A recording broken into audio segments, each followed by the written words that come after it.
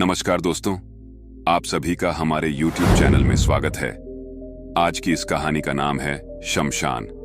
मेरा नाम दुष्यंत है और मैं हरिद्वार के शमशान घाट में 12 सालों से काम कर रहा हूं। यहां लावारिस लाशों का अंतिम संस्कार करना, उनकी चिताओं को आग लगाना, फिर श्मशान घाट की सफाई करना मेरा काम होता था। लेकिन मेरे साथ एक ऐसी घटना घटी जिसने मेरी जिंदगी को हमेशा हमेशा के लिए बदल कर रख दिया। मैं आज भी उस दिन को याद कर सहम जाता हूं। अक्सर हम लोग लाशों को आग लगाने के बाद उनकी अस्थियों को इकट्ठा कर बाकी बची राख को गंगा में बहा दिया करते थे। मेरे पास अक्सर हवलदार और पुलिस इंस्पेक्टर का आना जाना लगा रहता था, क्योंकि मैं लावारिस लाशों का अंतिम संस्कार सबसे कम खर्चे में किया करता था और मुझे ज्यादा मेहनत भी नहीं करनी पड़ती थी। पर फिर एक शाम शमशान घाट में एक इंस्पेक्टर मेरे पास एक अनजान लड़की की लाश को लेकर आया। इंस्पेक्टर, दुष्यंत, ऊपर से ऑर्डर है, जल्दी से निपटा डाल इसे। बहुत बड़ा सिरदर्द है ये। और सुन, अस्थियां बस्तियां वाला तामझाम नहीं चाहिए।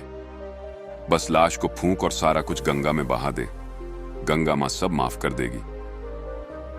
ये कहते हुए इंस्पेक्टर ने कफन में लिपटी हुई लाश को गाड़ी से उतारकर मेरे सामने रख दिया, जिसे देख मैंने इंस्पेक्टर से फिर कहा, दुष्यंत, पर साहब शाम के 6 बज गए। अर्थी सजाते सजाते ही रात हो जाएगी और रात को अंतिम संस्कार भी नहीं कर सकते हैं। वेदों में उसकी सख्त मनाही है। पाप लगता है साहब। मेरी इस बात पर इंस्पेक्टर कुछ सोचते हुए बोला। इंस्पेक्टर, नोटों की गड्डी थमाते हुए, अच्छा ऐसा है क्या, तो ये ले, रख ले। गंगा और गांधी इन दोनों से या तो पाप धुल जाते हैं या फिर हमेशा हमेशा के लिए दफन हो जाते हैं। अब फालतू की तानेबाजी बंद कर मुझे ऊपर भी जवाब देना होता है। इंस्पेक्टर ने अपनी पैंट की जेब से अनगिनत नोट निकाल मेरी शर्ट की जेब में ठूंस दिए और खुद कोने में जाकर बीड़ी पीने लगा। शायद सच ही कहा था उसने। गंगा और गांधी से अपने पापों को छिपाया और मिटाया जा सकता था।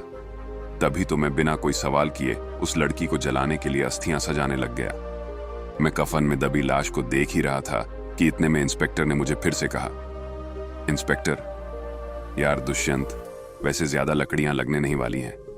जवान थी ये, देख तो कितनी दुबली पतनी सी है, इसीलिए बोल रहा हूं, जल्दी से फूंक डाल इसे। कुछ देर बाद मैंने इंस्पेक्टर से फिर कहा, दुष्यंत, इंस्पेक्टर साहब, सब सेट कर दिया है मैंने।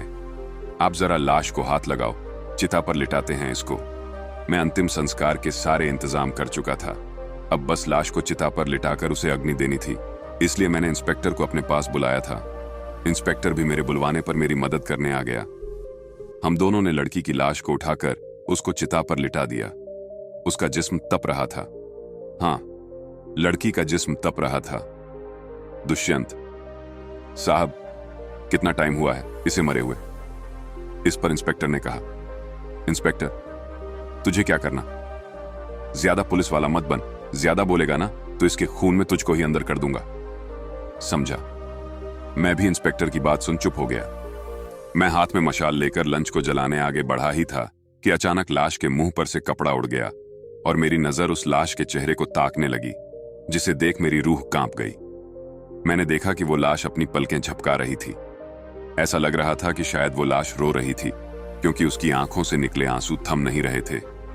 उस लाश को देख मैं भी एक पल को जिंदा लाश बन गया था और यही सोच रहा था कि ऐसा कैसे हो सकता है।